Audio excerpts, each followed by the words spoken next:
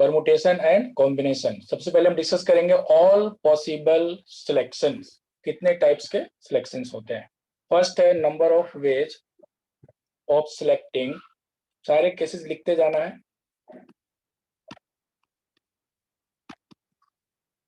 Selecting r objects out of n different object. तो ये वाला केस तो सभी को पता है, एन डिफरेंट ऑब्जेक्ट्स। ठीक है, इसके लिए हम फॉर्मूला क्या यूज करते हैं, एनसीआर। ठीक है, एनसीआर हो गया, सिंपल सा रूल है। अच्छा, जब दूसरा केस क्या है कि number of ways of selecting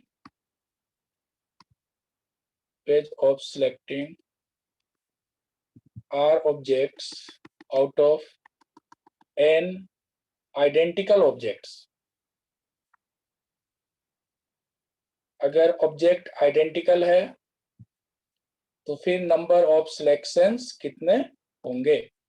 इसके लिए बच्चों वन, सिर्फ वन होगा, ध्यान रखना। अगर डिफरेंट थिंग्स है, एन डिफरेंट थिंग्स है और आर ऑब्जेक्ट को सिलेक्ट करना है, ठीक है, और अगर वो आइडेंटिकल है तो सिर्फ वन होगा। कैसे, एग्जांपल ले लेते हैं, जैसे ए बी सी, इसमें से 2 लेटर आपको सिलेक्ट करना है, 2 लेटर। तो आप क्या करते हो, 3C2 लिखते हो कि नहीं। 3C2 कितना होता है, 3। नंबर ऑफ वेज कितना होगा, 3 होगा। अगर आपको 3 लेटर्स में से 2 लेटर सिलेक्ट करना है तो आप ए बी सिलेक्ट करोगे, बी सी सिलेक्ट करोगे, ए सी सिलेक्ट करोगे, तो टोटल कितने आएंगे, 3।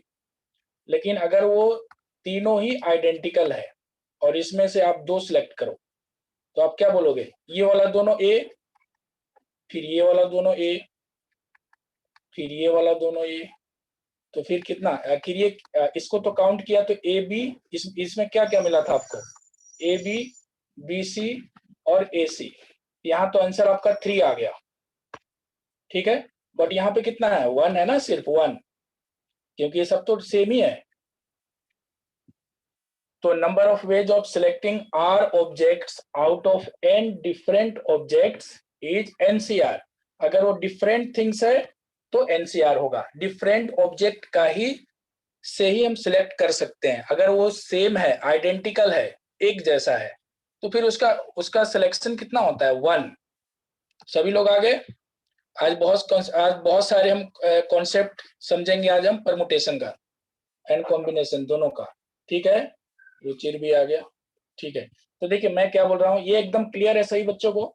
Number of ways of selecting are object out of n different things, nCr. ये सभी को पता है, मुझे भी पता है, ये तो पता ही रहेगा। बट अगर number of ways of selecting r objects out of n identical objects तो सिर्फ 1 होगा।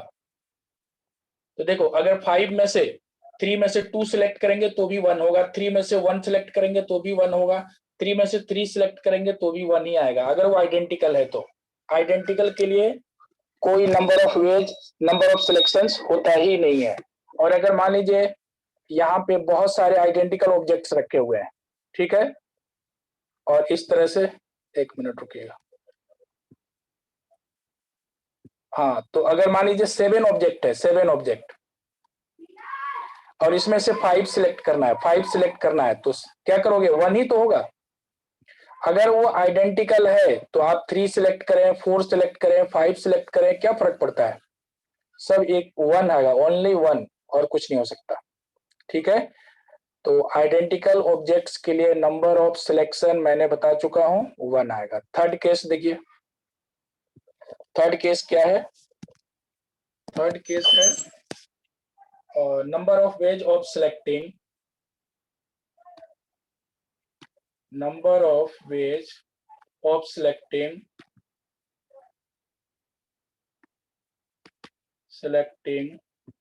at least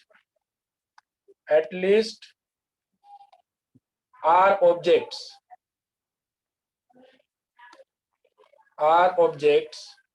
out of n different objects। देखो ये डिफरेंट वाला है, ठीक है। तो कितने नंबर ऑफ वेज होगा? At least are.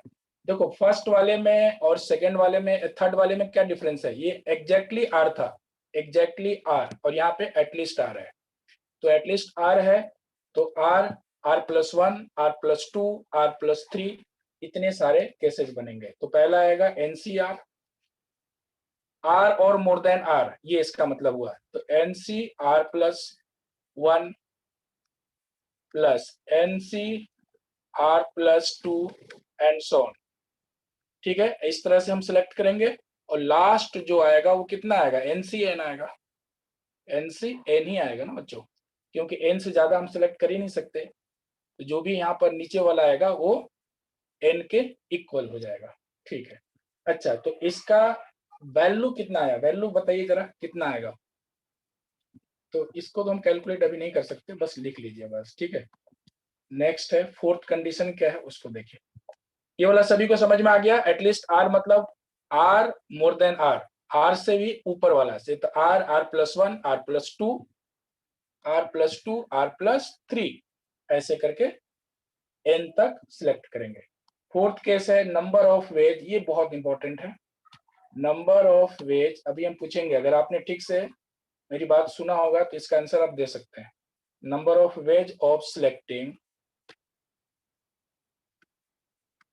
Veg of selecting at least r, ways of selecting r object, ठीक है, r objects out of n identical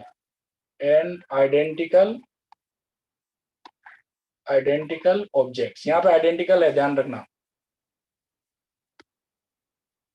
identical objects. कितना आएगा आंसर बताइए जरा इसका, इसका आंसर कितना आना चाहिए? अच्छा, number of ways of selecting at least, अच्छा sir, number of ways of selecting are object नहीं आना चाहिए, एटलीस्ट आर ऑब्जेक्ट, क्योंकि तो हम पहले लिख चुके हैं ना, एटलीस्ट आर ऑब्जेक्ट। एक सेकंड बच्चे, at least are object,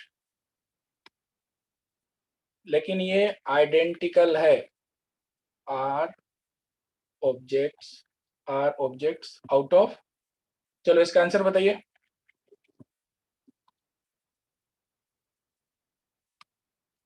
out of n identical objects. देखो तो इसके लिए क्या आंसर आएगा? जैसे पहला तो आएगा NCR, तो NCR की वैल्यू कितना होगा? 1 ही तो होगा, क्योंकि इसमें तो हर सिलेक्शन का वैल्यू 1 ही होता है। NCR+1 तो वो भी 1 होगा, इसके क्रॉसपॉन्डिंग 1 आएगा, इस नंबर के क्रॉसपॉन्डिंग 1 आएगा, इस नंबर के क्रॉसपॉन्डिंग भी 1 आएगा। 1+1+1 ऐसा चलता रहेगा, +1। तो ये बता सकते हैं कितने 1 आएगा ये? तो क्या हम ये इसको काउंट कर सकते हैं? ये हाँ, काउंट इसमें पता नहीं चलेगा एग्जैक्ट कितने 1 है, बट ये जरूर बता सकते हैं कि टोटल कितना था? n था। तो n में से r माइनस करेंगे, 2 आंसर होगा, या तो ये होगा या तो फिर ये होगा। अब सोच के बताइए कि कौन सा आंसर करेक्ट है, n-r होगा या n-r+1 होगा। तो मैं आपको बता देता हूं कि 1 से लेकर r तक मिस हो गया ना इसमें, एग्जैक्टली r और मोर देन r, मतलब ये इसके क्रॉसपॉन्डिंग 1 लिया, इस नंबर के सिलेक्शन के क्रॉसपॉन्डिंग 1 लिया, इस नंबर के सिलेक्शन के क्रॉसपॉन्डिंग 1 लिया, क्योंकि आइडेंटिकल ऑब्जेक्ट है। चाहे r ऑब्जेक्ट सिलेक्ट करो या फिर R+1 सिलेक्ट करो या फिर R+2 सिलेक्ट करो, सारे सिलेक्शंस की वैल्यू 1 होती है, लास्ट भी 1 ही होगा, क्योंकि ये आइडेंटिकल ऑब्जेक्ट है। तो आप ये देखिए कि R तक आपने सिलेक्ट किया है तो कितने मिस हो गए? 1 से लेकर R तक मिस हो गए, 1 से लेकर R तक मिस हो गए। तो इन दोनों में से कौन सा करेक्ट है? हाँ बोलिए भाई, अंश, आर्या, कौस्तुभी, आंसर दीजिए। तीनों से पूछ रहे हैं, आंसर दीजिए इसका। इन दोनों में से कौन सा करेक्ट है, n-r की n-r-1? फास्ट आंसर दीजिए। सेकंड वाला। सेकंड। हाँ, वेरी गुड, सेकंड होगा, second. n minus r minus one, तो ये आपका आ जाएगा n minus r plus one. ये करेक्ट है, ये ध्यान रखना बच्चों। अब मैं आपको समझा देता हूँ, जिनका क्लियर नहीं है तो ये वाला रॉन्ग है, ये वाला करेक्ट है। क्योंकि 1 से लेकर r तक मिस हो गया। अगर 10, अगर मान लीजिए टोटल 10 ऑब्जेक्ट है या 5 ऑब्जेक्ट है, सिंपल सा एग्जांपल ले लो, 5 ऑब्जेक्ट है, 5 में से अगर आप 3 से सिलेक्ट कर रहे हो, मोर देन 3, 3 और मोर देन 3, तो इसका मतलब क्या हुआ कि यहाँ तक 3 1 1 1 कितना है, 3 आया, तो कितने मिस हो गए, कितने मिस हो गए, तो इसका आंसर 3 है। 3 आखिर कैसे आया होगा, 5 माइनस 3 माइनस 1 किया होगा आपने, 3 माइनस 1, तो 5 माइनस 2, 5 माइनस 2 कितना आ गया, 3। मतलब एक और माइनस करना पड़ेगा आपको। अगर आपको समझ में आ गया तो ठीक है। क्योंकि कुछ बच्चे क्या करते हैं, यहाँ पे कुछ बच्चे क्या करते हैं, n माइनस आर कर देते हैं। r तक तो काउंट हो गया ना, इसमें r तक काउंट हो चुका है, r माइनस 1 तक मिस हुआ है। ठीक है, नेक्स्ट फिफ्थ केस। फिफ्थ है, ये भी बहुत इंपॉर्टेंट है बच्चों। Total number of selection, total number of selection, total number of selections out of n different things,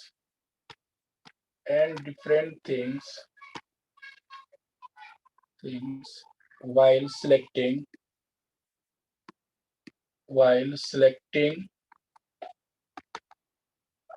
at least one, ये आप जानते होंगे, कम से कम एक तो सिलेक्ट करना ही है। तो इसका मतलब हो गया n में से 1 nc1 nc2, डिफरेंट है ना, डिफरेंट है, तो nc3 and so on, last आएगा NCN। तो देखो NC0 से लेकर NCN तक का सम कितना होता है, NC0 से लेकर NCN तक का सम होता है 2n। तो यहाँ पर एक मिसिंग टर्म क्या है, NC0, तो माइनस आएगा NC0, और ये टोटल बाइनोमियल सम का, बाइनोमियल कोफिशिएंट का जो सम होता है वो 2n होता है। तो यहाँ पे मिसिंग क्या है, NC0, वो माइनस कर दिया, तो 2n-1। तो total number of selections out of n different things while selecting at least one है, तो आपका आंसर इतना आएगा। अगर एटलीस्ट वन नहीं होता तो फिर ये, हाँ फिर क्या होता है, अगर इसको हटा दिया जाए तो टोटल नंबर ऑफ सिलेक्शंस कितने होंगे, तो 2n होंगे, 2n, क्योंकि NC0 से स्टार्ट होगा। टोटल पॉसिबल सिलेक्शन में बच्चों जीरो भी काउंट होता है, तो NC0 NC1 NC2 NC3 NCN, तो फिर मेरा आंसर आता 2n। बट यहाँ पे कंडीशन है एटलीस्ट वन, मतलब आपको कम से कम वन तो सिलेक्ट करना ही है। तो वन सिलेक्ट करेंगे, फिर 2 ऑब्जेक्ट सिलेक्ट करेंगे, 3 ऑब्जेक्ट सिलेक्ट करेंगे, और मैक्सिमम n ऑब्जेक्ट सिलेक्ट कर सकते हैं। तो यहाँ पे जीरो जो है वो नहीं है, जिसकी वजह से 2n-1 आ गया। अच्छा 6 वाला क्या है, यही सेम, फिर से एक्सप्लेन कर सकते हैं क्या प्लीज? ठीक, ओके ओके ठीक। मैं ही कह रहा था, इसी ऐड कर देते हैं इसी में, टोटल नंबर ऑफ, समझ में आ जाएगा, total number of possible selection. अगर ये पूछा होता बच्चों, possible selection, total number of possible selection of and different things and different objects, ठीक है, n ऑब्जेक्ट्स, तो इसमें आएगा बच्चों, इसका आता है आंसर NC0। अभी मैं समझा रहा हूँ वही जो आपने पूछा ना, उस यहाँ से समझ में आ जाएगा। NC0 NC1 NC2 and so on NCN। क्या आप लोगों ने ये पढ़ा है क्या, इसका सम कितना होता है मुझे बता दीजिए। बाइनोमियल थ्योरम सभी बच्चों ने पढ़ा है, इसका सम कितना होता है,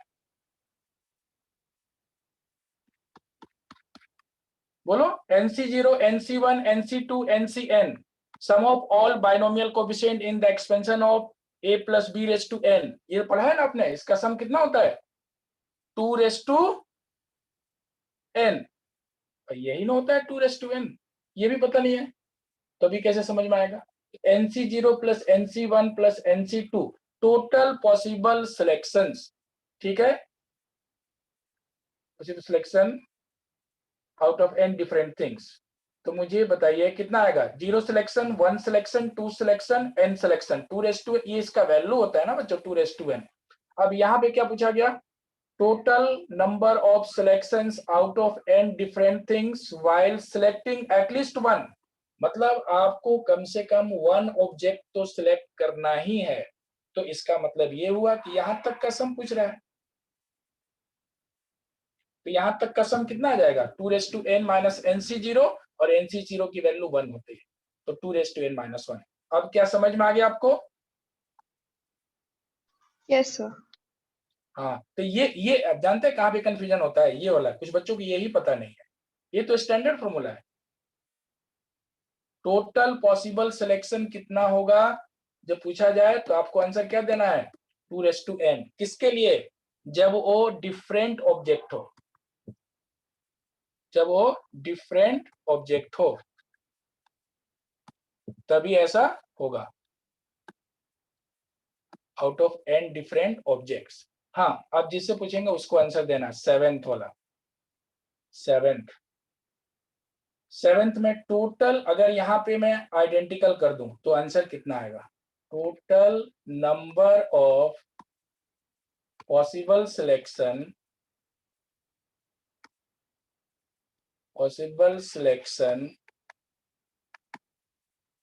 आउट ऑफ, ठीक से थोड़ा सा चल नहीं रहा है, out of n identical objects. ध्यान देना, मैं यहाँ आइडेंटिकल की बात कर रहा हूँ, आइडेंटिकल ऑब्जेक्ट्स है। तो बताइए जरा कितना आंसर आएगा? इसके करस्पॉन्डिंग कितना आएगा वैल्यू? इस नंबर के करस्पॉन्डिंग वैल्यू कितना आएगा? 1। इस नंबर के करस्पॉन्डिंग वैल्यू कितना आएगा? 1, क्योंकि हर सिलेक्शन तो 1 ही होता है ना इसमें। चाहे आप 10 आइडेंटिकल ऑब्जेक्ट्स है, मान लीजिए एक बॉक्स है, इसके अंदर आइडेंटिकल ऑब्जेक्ट्स रखे हुए हैं एक जैसा, ठीक है? तो इसमें से आप 3 सिलेक्ट करो, 2 सिलेक्ट करो, 5 सिलेक्ट करो, 10 सिलेक्ट करो, सबका तो 1 ही 1 आएगा ना, ठीक है? ऐसे होता है। तो 1 के 0 सिलेक्शन 1, 1 के लिए भी 1। अगर हम 2 ऑब्जेक्ट उठाएंगे उसका भी नंबर ऑफ एज 1 होगा, अभी पढ़ाया था मैंने, +1। इसका वैल्यू कितना आएगा बताइए? सोच समझ के बताना इसका आंसर कितना आएगा। अब मैं यहाँ पर, हाँ मैं लिख देता हूँ, मैं समझ रहा हूँ n बताएंगे आप। यहाँ पे 2 ऑप्शन दे रहा हूँ, n और n+1। सोच समझ के आंसर देना कौन सा करेक्ट है। चलो टिक करना है, इस पर टिक करोगे, देख लो यहाँ पर अच्छे से समझ लो। यहाँ पे NC0 के करस्पॉन्डिंग 1 है, NC1 के करस्पॉन्डिंग 1 है, NC2 के करस्पॉन्डिंग 1 है, NCN के करस्पॉन्डिंग वैल्यू 1 है। तो टोटल कितने 1 होंगे? n होंगे कि n+1 होंगे?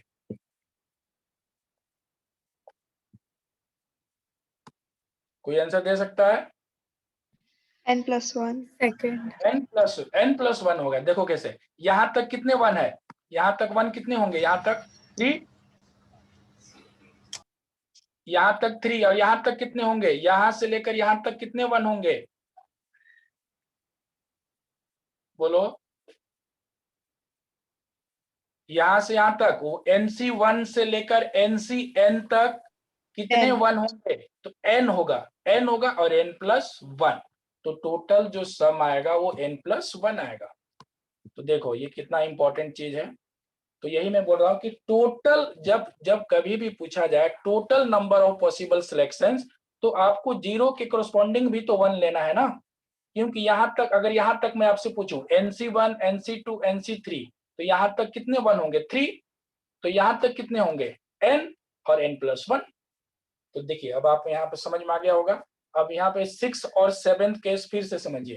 Total number of possible selections out of n different things, अगर वो डिफरेंट थिंग्स है, सारे डिफरेंट ऑब्जेक्ट्स हैं, तो NC0 0 selection, 1 selection, 2 selection, 3 objects, फिर n ऑब्जेक्ट, इसका तो सम याद रखना पड़ता है 2n। डिफरेंट के लिए 2n, बट अगर वो आइडेंटिकल है तो हर सिलेक्शन के करस्पॉन्डिंग 1 ही वैल्यू आपको मिलना है। थोड़ी देर पहले मैंने समझाया था आपको ये, क्यों बच्चों? यहाँ पे समझाया था ना आपको एग्जाम्पल देके कि अगर जैसे यहाँ पर ए है, बोलो इसमें से आप 3 सेलेक्ट करो, ये तीनों, फिर ये तीनों, फिर ये तीनों, तो आएगा तो 1 ही ना।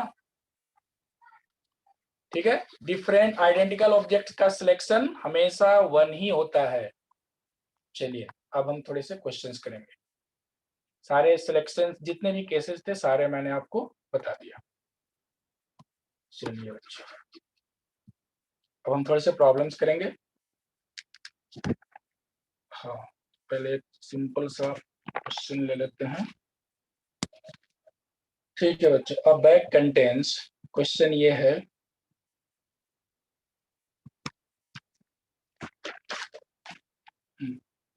सभी को आंसर देना है, एंट्रेंस लेवल का क्वेश्चन है बच्चों। अ बैग कंटेन्स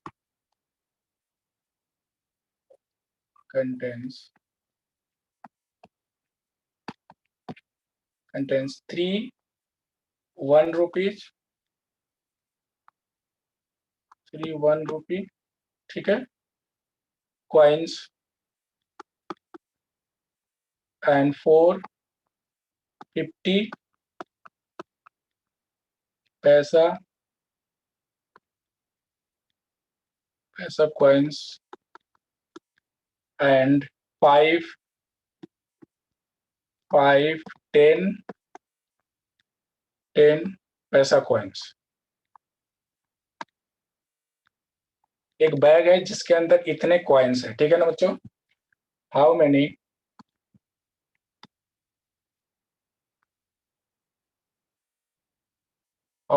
selections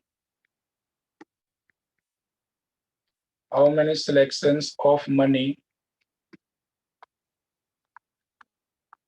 क्वेश्चन अच्छे से समझिए। Money can be formed by taking at least one coin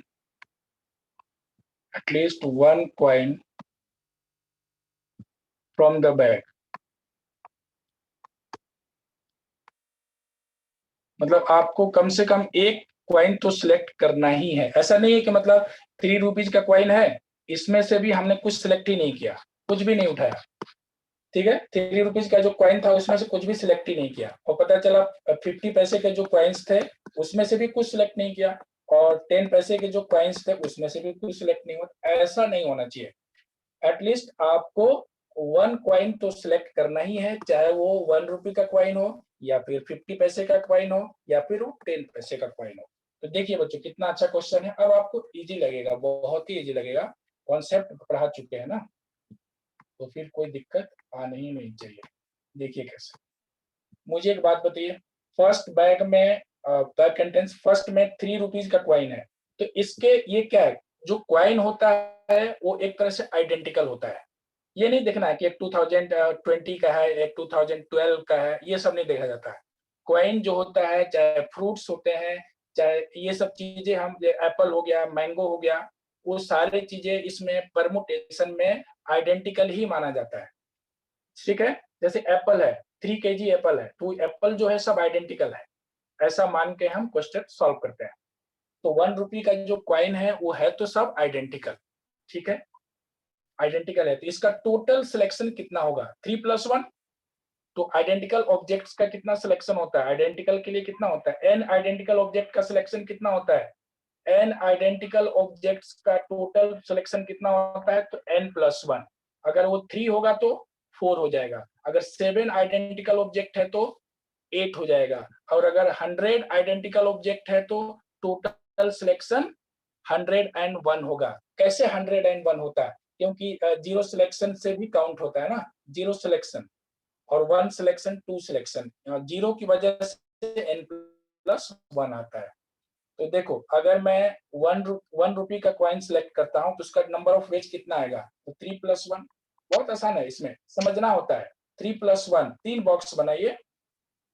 अच्छा, इसके कितने नंबर ऑफ सिलेक्शन होंगे बच्चों, 4 पैसे का, 4 वो जो + 1। 50 पैसा जो है 4, इसका आएगा 4+1, 4+1 आएगा, ठीक है। इसका टोटल सिलेक्शन मतलब हम 50 पैसे के क्वाइन सिलेक्ट कर रहे हैं या ना करें, तो इसका टोटल नंबर ऑफ वेज जो आएगा 4C0, 4C1, 4C2, देखो कैसे 4C0, 4C1, 4C2, 4C3, 4C4, कितने आ गए? 5 हो गए ना, जीरो वाला भी काउंट होता है ना इसमें, तो इसके आगे टोटल 4+1 है, इसके भी, ये भी आइडेंटिकल है, तो ये भी हो जाएगा 5+1। तो बच्चों टोटल 5+1, लेकिन अब सोचने वाली बात ये है कि ये 5+1 तो हो गया, लेकिन इसमें एक केस वो भी काउंट हो गया कि यहाँ पर जीरो सिलेक्शन भी काउंट हुआ है, यहाँ पर भी जीरो सिलेक्शन काउंट हुआ है, इसमें भी जीरो सिलेक्शन काउंट करके ही तो 6 आया ना, तो होल सब्ट्रैक्ट 1 करना पड़ेगा, तब जाके एटलीस्ट 1 तो क्वाइन आपको कहीं ना कहीं से मिल ही जाएगा। तो 4 × 5 × 6 -1, तो ये आ जाएगा आपका कितना, ये आपका आ गया 120 -1 119, इतने सिलेक्शंस होंगे। अब देखो कुछ बच्चा ये बोलता है कि सर यहीं पे क्यों नहीं माइनस कर दिया है, तो सब में से 1 1 माइनस कर दीजिए, 3 - 1, तो ये 3 हो जाएगा।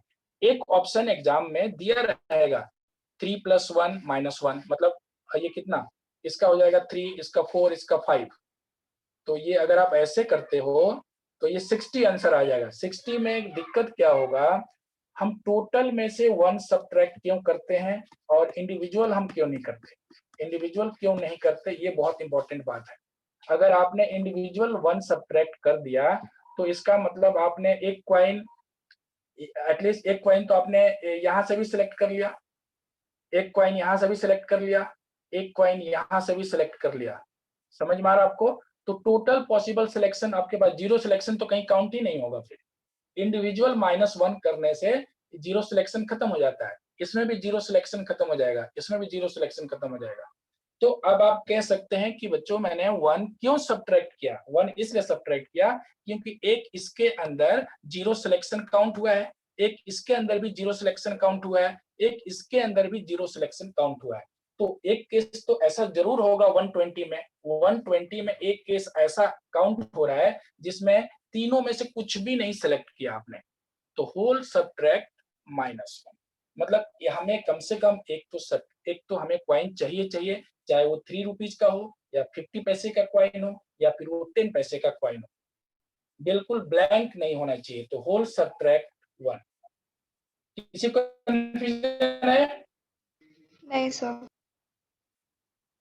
समझ में आ गया होगा, ये कितने ऐसे प्रॉब्लम है, इसमें कुछ रहता नहीं है, क्वेश्चन खाली एक बार समझना है बच्चों, परमुटेशन बहुत इजी है। अब नेक्स्ट क्वेश्चन है, there are P plus Q plus R books in which there are P copies of there are P plus Q plus R books in which, कितने बुक्स पढ़े हैं लाइब्रेरी में, in which P copies of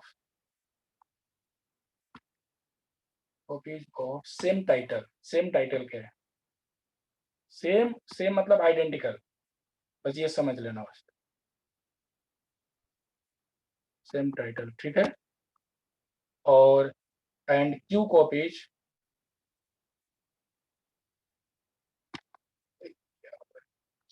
एक second, Q copies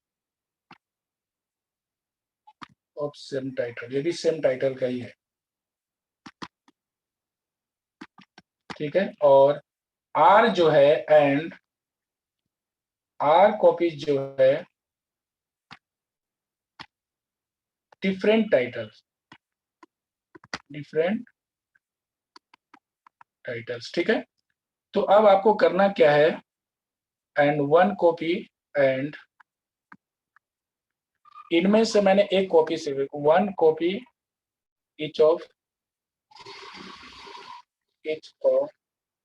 R different title, एक second बच्चों, and 1 copy each of R different title, ठीक है। Number of veg आपको ये बताना था बच्चों, number of veg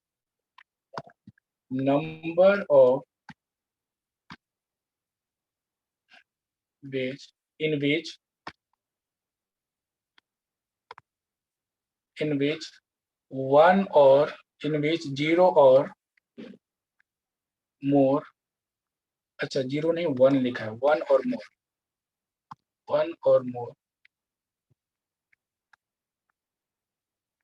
more book can be, चलो आंसर बताइए कितना आएगा, बुक कैन बी सिलेक्टेड। बस क्वेश्चन पढ़ा और तुरंत आंसर देना है, सिलेक्टेड इज, बताओ क्या इसका आंसर आएगा। क्वेश्चन पढ़िए, सेम टाइटल के कितने कॉपीज हैं, पी, और क्यू भी सेम टाइटल का ही है, ये भी सेम का है, तो इसका टोटल सिलेक्शन कितना आएगा बच्चों, P+1, इसका कितना आएगा, P+1 आएगा, इसका कितना आएगा, Q+1 आएगा, और इसका आएगा 2:R, इसका आएगा 2:R, जीरो सिलेक्शन से लेकर इसका टोटल होता है 2:R। देखिए कैसे, यहाँ पे मैंने यहाँ पे लिखा है 2:, total number of possible selection out of n different things 2:n, और 2:n होता है, ठीक है। तो अब इसने क्या बोल दिया है कि कम से कम एक तो आपको सिलेक्ट करना ही है, नंबर ऑफ वेज इन विच 1 और more books can be selected, at least 1, मतलब कम से कम एक तो आपको सिलेक्ट करना ही है। तो इसमें एक तो ऐसा जरूर काउंट हुआ होगा, क्योंकि ये टोटल सिलेक्शन है, ये भी टोटल सिलेक्शन है, ये भी टोटल सिलेक्शन है, तो 0 वाला भी इसमें काउंट हो गया है। तो मेरा जो आंसर आएगा वो कितना आएगा, P+1 into Q+1 into 2:R। तो इसमें एक जीरो सिलेक्शन भी काउंट हो चुका है, मतलब एक भी ऑब्जेक्ट इसमें से सिलेक्ट, एक ऐसा भी केस इसमें काउंट हो रहा है जिसमें एक भी कॉपी आपने सिलेक्ट करा ही नहीं। तो होल सब्ट्रैक्ट 1, मतलब हमेशा होल में से ही, टोटल में से ही 1 सब्ट्रैक्ट होता है। अब ऐसा भी होगा कि इसमें भी 1 सब्ट्रैक्ट कर दें, यहाँ भी 1 सब्ट्रैक्ट कर दें, यहाँ भी कर दें, वो अलग केस होगा, बताएंगे थोड़ी देर। तो ये बच्चों इसका आंसर है। कोई कंफ्यूजन है तो बताइए। अब एक फ्रूट्स वाला क्वेश्चन करा देते हैं। हाँ ये बहुत अच्छा है। There are 4 orange, there are,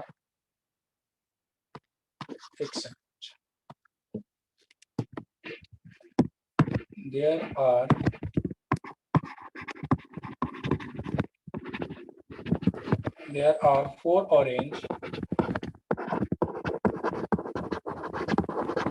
4 oranges, 5 apples, 5 apples and 6 mangoes in a fruit basket, ठीक है। In how many ways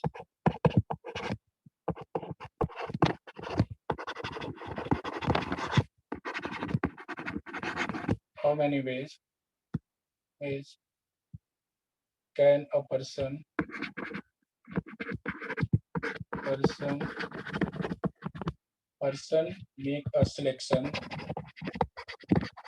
make a selection of fruits, कितने तरीके से फ्रूट्स का वो सिलेक्शन कर सकता है। इफ, कंडीशन लगा दिया है, if all fruits of the, all मतलब ऐसे नहीं भी लिखा है तो भी हम यही समझते हैं, all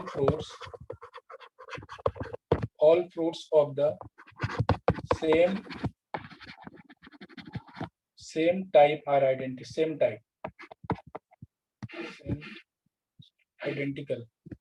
same type are identical, same type, ठीक है। तो मुझे बताइए टाइप, अच्छा बताइए इसका आंसर कितना आना चाहिए, बताओ टोटल। हाँ और ये भी इसमें लिखा है, कंडीशन लिखा है कि 1 fruit is to be, at least 1 should be selected, condition लगा दिया एटलीस्ट जी, ऐसे लिख लीजिए 0 और मोर एक ही बात होता है। कंडीशन ये लगा रखा है कि 0 और मोर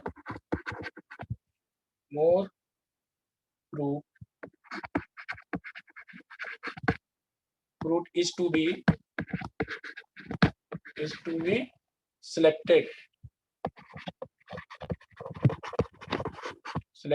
among the given fruits, बताओ इसका आंसर कितना आएगा। क्वेश्चन बड़े बड़े होते हैं लेकिन आंसर में कुछ रहता नहीं है बच्चों। तो देखिए टोटल सिलेक्शन कितना आएगा इसका, इसका टोटल सिलेक्शन कितना आएगा, इसका आंसर बोलिए कितना, टोटल फाइनल आंसर बोलिए कितना आएगा। 4 + 1 5 + 1 6 + 1। तो आंसर तो बहुत ही आसान है।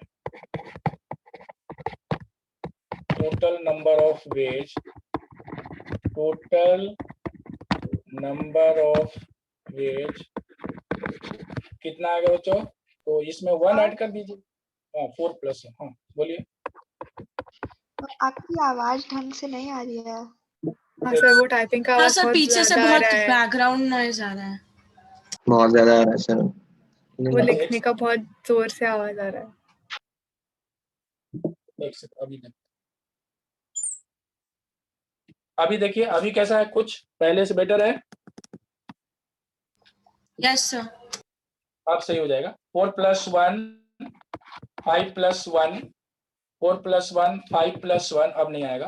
4 + 1 5 + 1 इंटू 6 + 1 6 + 1 इसमें एक जीरो सिलेक्शन भी हो गया तो आपको 1 सब्ट्रैक्ट कर देना है।